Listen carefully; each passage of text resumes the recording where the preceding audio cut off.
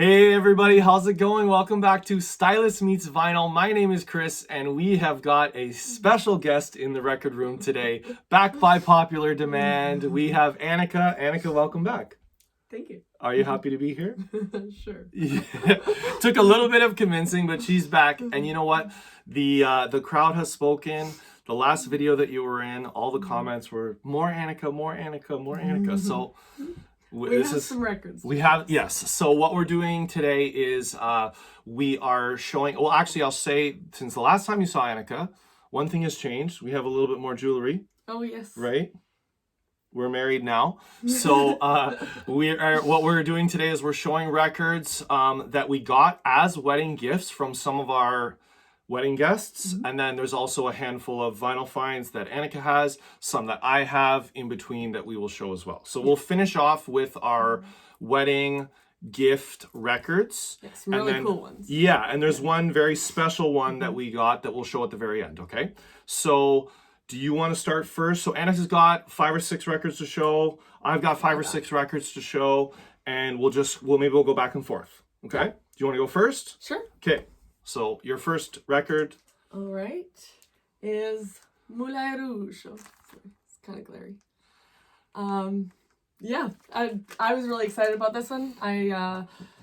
It's one of my favorite musicals. And we found this at the local flea market, right? Yeah. Yeah, we found this at the local flea market. Yeah. No. And one of your favorite musicals. What's like your favorite song on there? Actually, I was interested. So I've listened to this, like the music for the movie and the play and whatever, a lot on Spotify and stuff. And actually, I was a little bit surprised by some of the things that they've added on the vinyl that I'm like, where does this even come in the movie? But I guess there's some songs that are like in the credits or in the background and you don't even really realize that are quite unique and sort of throw off the vibe of the musical, I think, a little bit in the vinyl version.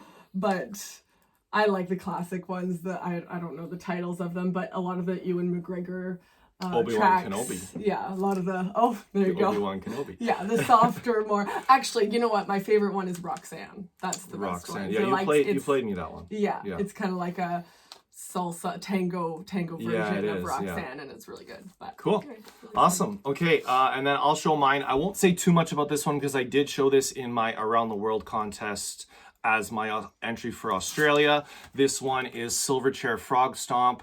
I got this a couple months back. This is their 1995 debut album. And I mentioned in that Around the World contest that this is like a good grunge album. They were only 15 when they recorded it. And my only criticism of the album is that the lyrics are very kind of basic. Like it's the music, the musicianship is really good, but the lyrics I think are a little bit, you're kind of like, yeah, I could see that like teenagers wrote this. But very good. This is one from my childhood. I listened to a lot. My sister had it on CD, and then she gave me the CD, and I listened to it a lot in high school. So this one's like brings back a lot of memories for me. And this has the third side etched with this frog here too. I really love the cover. Yeah, it's nice and colorful. Okay, next. My next 2 are from the record show that you brought me to. That wasn't very busy, but anyway, it was kind of a little bit random. But yeah, it was a random record we could show. Find some stuff. Just show them one at a time. This one is a Christmas album. I do love Christmas albums. That's something about me. But I tend to love like the softer, kind of just like more winter vibe Christmas albums. And so I got this one, which is John Denver, because we also love John Denver. Hold that up a little bit close so we can see. Yeah. John Denver, Rocky Mountain Christmas. It is pretty good. We have enjoyed it. There is just like probably 2 kind of odd songs. One of them is called like Please Daddy, and it's about like don't get drunk on Christmas. It's really awkward and old and cringy. But minus that song, it's a pleasant album.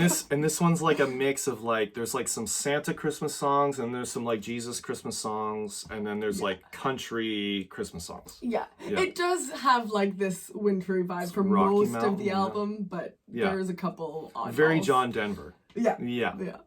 Nice. Okay, and then you might as well show your next one. Sure. That you got at the same Same place. record show. So this is Mumford and Sons. Sorry, there is a Yeah, glare there. you gotta hold sorry. it down a little bit. Mumford and Sons. This is what Babel. Yeah, it is. Yeah. I was like second guessing myself there. I had a roommate in college who really loved Mumford and Sons in college and university. And I got into them then. We saw a concert, and they were really great in concert. I really enjoyed them, and it's just a fun, all-around, enjoyable album. And this is like when approximately? This is kind of their big one. This is has "I Will Wait," which is like a quite a popular song. This is a later album for them. 2012, I think it says. Yeah, it's one of the later ones. Yeah. Yeah. Cool. Awesome. Yeah. And that's a good like folk album, right? Yes. Yeah. Kind of Sweet. like fun folk though. It's not slow. Like it's more sort of fast-paced type exactly. stuff. Okay, next I will show mine. So this one is from 2006. This is the Raconteurs. This is Broken by Soldiers. It's got that gilded cover, so it's actually hard to see, but this is called Broken by Soldiers. Their debut album. So they have 3 albums. This is their first, as I mentioned, and this is the last one that I needed to collect them all. This is, if I'm being honest, it's probably my least favorite of the 3 of theirs, but I just want, not that it's a bad album, it's still a good album, but I just like the other 2 better. This has got that, the single Steady As She Goes, that was the big one off of here. And of course, it's Jack White and Brendan Benson, and then Jack Lawrence and the other guy, I can't remember his name. But so yeah, this was a good one that I've been looking for a while, and I was able to find it, and I like that gilded cover. And then it's also got It's a really nice one. it's also got a poster, Oh yeah, I forgot about that. band poster, the 4 of them. So that's pretty nice. If we can find a frame, we might hang it in the record room. Yeah. Okay. How many do you have over there? 2. 2 left? Okay, so I'll show another one. So the next one I have, this is from 2007. This is Arcade Fire, Neon Bible. This is their second album. So I remember listening to this a lot when I was in university, and it is a good album, but then I'd like forgotten how much I actually really liked it. Good. I really like it. Yeah, I was on a road trip, and I streamed this on the road trip, and just all these songs like I hadn't listened to in like 15 years, they all started to come back to me, and I was just like, wow, like I had forgotten how good this album is. And I feel like it's not really talked about a lot as far as Arcade Fire. But so the story with this one is they recorded this album. They bought like an old church. I think in Montreal, they bought an old church, and it had one of those gigantic like organs, like with the pipes, like those big giant pipes at the back of the church. And there's a handful of songs on here that have that pipe organ playing on it, and it's just a really cool vibe, really unique. Something you should know about Chris is he loves a good organ. I do. I love a good organ. Yeah, exactly. And so so this was a really nice find to add to the collection. Okay, go. All right. This is the best one. Possibly the wrong channel to be showing it on, and if you're annoyed of hearing about it, sorry, not sorry. But the TTPD, Tortured Poets Department, Taylor Swift. It's the newest album. It came out a little while ago now. I got it like pre-sale. Yeah, a lot of these vinyl finds are old. Yeah, we haven't made them in a while. But it is a really gorgeous album, and it has like a whole, here, can you help me? Yeah. Whole booklet in it. This is actually a poem by Stevie Nicks that's in here, which is really fun. Nice. And then you've got like the whole, anyway, I can go through, but there's like definitely a whole bunch. It's like really good nice. packaging on this. Like it's solid, sturdy packaging. The only very sad thing is that I got it pre-sale, but so I don't, if you know anything about it, you know that she ended up releasing 16 songs at midnight, and then like at 3 a.m. released like 15 more songs. So the album is actually like 2 albums in one. That is not what's on here. On here is like the original 16 songs plus like an extra song or something like that. And she has just come out with the anthology. So now I feel like I need to get course. another Gotta- version, which is yeah, a little bit just of a bummer. Fork out a little more I wish cash. I could just buy this, but it's not like you're missing one Yeah. song, you're missing like 15 songs, which is like a whole... That marketing department. But they Taylor are really Swift. great songs, and I love them, and I want them. And you have one other thing, because Yes. you were just at, what? The Eras Tour. Yeah, she saw the first show in I Toronto. was one of the lucky ones. Yeah. And I got an addition to our room. Taylor Swift poster. Can't wait to hang that up in the record room. It's really gonna round out our music taste. in Yeah, there. exactly. So look for that Yeah. in the background soon. Which was amazing. I'm sure you've all heard way too much about the Eras Tour, but best thing ever.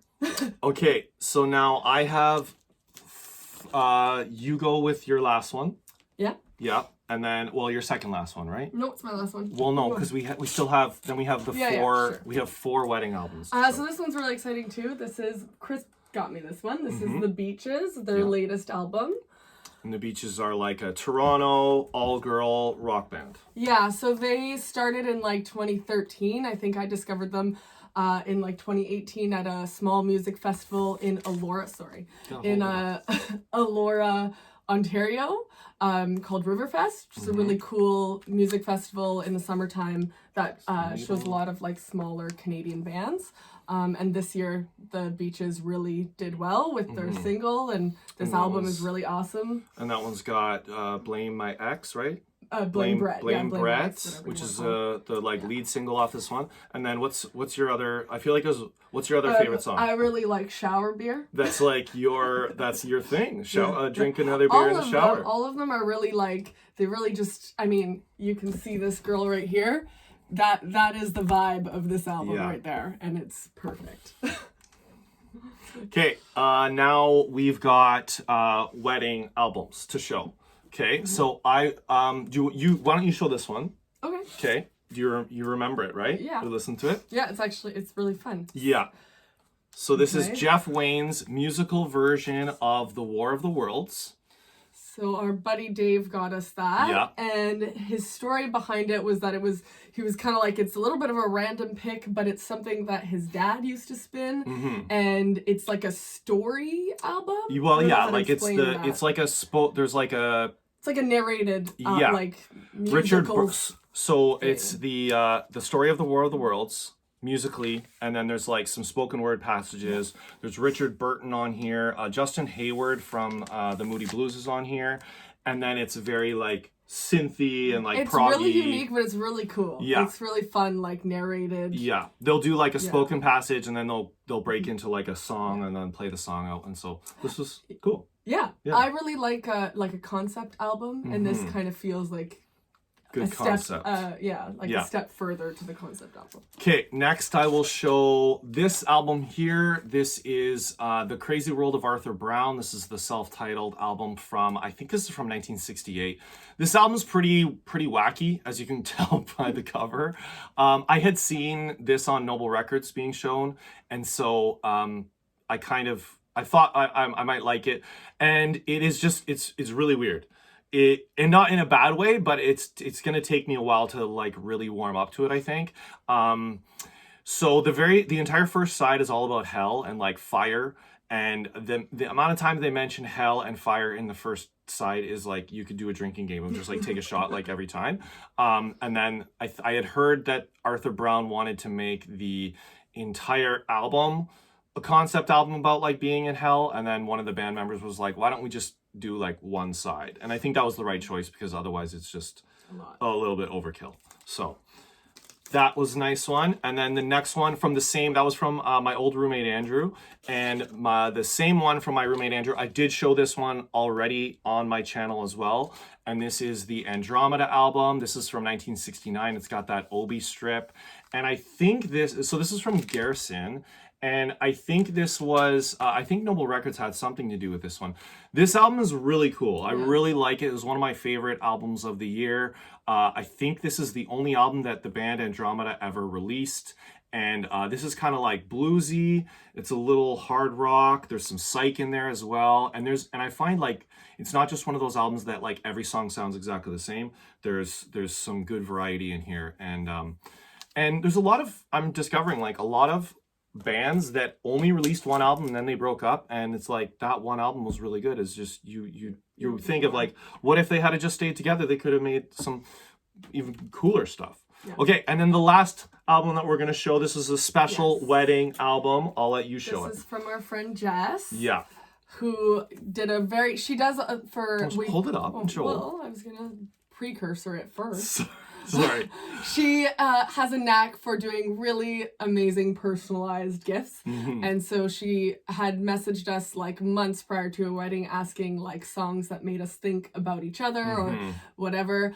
And so we kind of gave us a list. So it is quite an eclectic mix that's on here. So this is a 10-inch EP and with 6 songs on it. Yes. Yeah. And then custom, like Anika said, like each song kind of reminds each of us about each other. We're not going to necessarily share the entire track listing because it's personal. From a happy accident, though, she did end up getting the song that I walked down the aisle to, which was Morning Has Broken, Cat Stevens. Cat Stevens, Morning Has Broken. And then our first dance. Our first dance at our wedding, which was The Zombies, This Will Be Our Year. This Will Be Our Year, which was really nice. We had a lot of people. So it's fun to have those on here as like it's not like also. She realized, it's on white, 10-inch white album. Yeah, really cool little with a nice polyline sleeve, custom labels, nice white 10-inch. Yeah. So that was really, really interesting, and it was really cool that like our friends know us well enough that they're like, hey, I'm not just gonna get you like cash or like a normal wedding gift. Quite a few. I'm gonna get you some like cool records. So that was really cool. Yeah. Let's just get married again, and then we can just get more records, right? Cool. Thank you guys so much for watching. If you enjoyed this video, please consider liking it. If you want to see more of Anika in the videos, then make sure you comment so that I can show her all the comments and I can get her back on the channel. Okay. Thank you guys for watching.